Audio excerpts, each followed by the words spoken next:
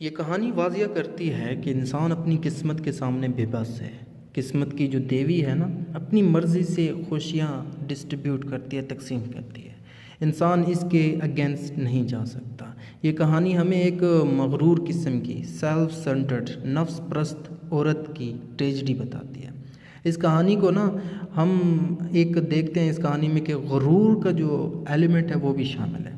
اس کا مطلب یہ ہے اس کہانی میں سارا، کیونکہ عورت کے متعلق ہے، تو جو رائٹر ہے نا وہ بتاتا ہے کہ عورتیں جو ہیں نا وہ نیچرلی طور پر نا پراؤڈ قسم کی ہوتی ہیں، سیلف سینٹرڈ ہوتی ہیں۔ وہ عمدہ اور امیرانہ زندگی، جو رچ قسم کی لائف ہے نا، وہ گزارنا چاہتی ہیں۔ وہ امیجنیشنز میں رہتی ہیں۔ وہ بہت ہی خوبصورت کپڑے پہن کر نا اپنے حسن کو دکھانا چاہتی ہیں، خوشبوؤں اور ہیرے وغیرہ لگا کر نا لوگوں کو اپنے حسن کے متعلق بتانا چاہتی ہے۔ رائٹر کہتا ہے کہ ان چیزوں کے لیے نا ان کے پاس، یعنی عورتوں کے پاس بہت ٹائم ہے، اور یہی چیزیں ان کی زندگی کی بربادی کا سبب بنتی ہیں۔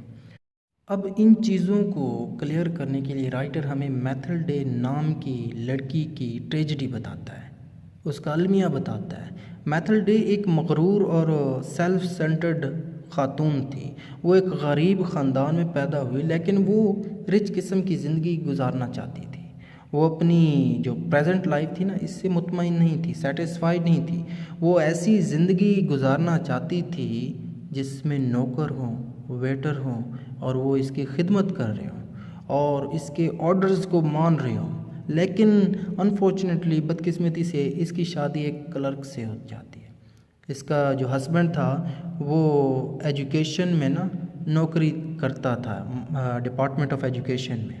وہ اپنے خاوند کے ساتھ خوش نہیں تھی۔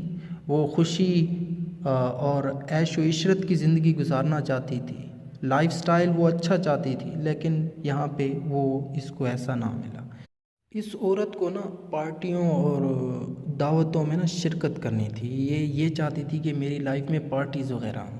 تو ایک دن کیا ہوتا ہے کہ اس کا جو ہسبینڈ ہے وہ ایک دعوت نامہ، انویٹیشن لے کر آتا ہے، جو کہ رقص کا ہوتا ہے، ڈانس کا ہوتا ہے، اور وہاں پہ ان کو جانا ہوتا ہے۔ اور یہ جو رقص ہے نا، یہ جو ڈانس ہے، یہ ایجوکیشن جو ہے وہ ڈپارٹمنٹ آف ایجوکیشن ان کے انڈر ہو رہا ہوتا ہے۔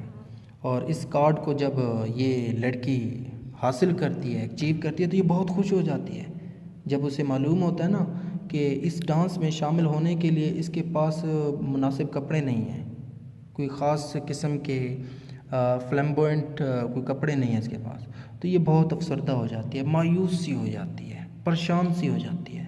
پھر جب اس کا ہسبینڈ دیکھتا ہے تو اسے 400 فرانک، 400 روپے دیتا ہے، اور پھر اس کے بعد یہ راضی ہو جاتی ہے۔ راضی ہونے کے بعد پھر یہ بازار میں جاتی ہے اور بہت ہی خوبصورت، سب سے ہٹ کر کپڑا خرید کر ڈانس میں جانے کی تیاری کرتی ہے۔ لیکن اس کے پاس کپڑے تو آ گئے تھے، لیکن رقص میں زیور کے بغیر یہ جانا نہیں چاہتی تھی۔ اس کے پاس زیور نہیں تھا، جیولری نہیں تھی۔ اس کا خاوند کیا کرتا ہے؟ اس کا خاوند مشورہ دیتا ہے کہ جا کر نا اپنی دوست، یہ میڈم نہیں ہے، اس کے پاس جا کر خوبصورت سا زیور ہوگا وہ لے آؤ۔ وہ اپنی دوست کے پاس جاتی ہے اور اس کے پاس مالا سے، نیکلس سے لے آتی ہے۔ رقص میں سب لوگ جب اس لڑکی کو دیکھتے ہیں، کپڑے شاندار ہوتے ہیں اس لڑکی کے، مالا بھی بہت خوبصورت لگ رہی ہوتی ہے، تو ہر آنکھ اس پر لگی ہوتی ہے، ہر کوئی اس سے محبت کرتا ہے اور اس کے حسن کی تعریف کرتا ہے۔ اس لمحے وہ بہت خوش ہو رہی ہوتی ہے، اور کہیں نہ کہیں یہ عورت پراؤڈ فیل کرتی ہے۔ اب کیا ہوتا ہے کہ جو ڈانس کی پارٹی ہوتی ہے یہ ختم ہو جاتی ہے، اور یہ دونوں میاں بیوی گھر کی طرف روانہ ہوتے ہیں۔ جب گھر میں پہنچتے ہیں، کپڑے جو ہیں وہ بدلتے ہیں، تو پتہ چلتا ہے عورت کو، وائف کو، کہ اس کے گلے میں مالا نہیں ہے۔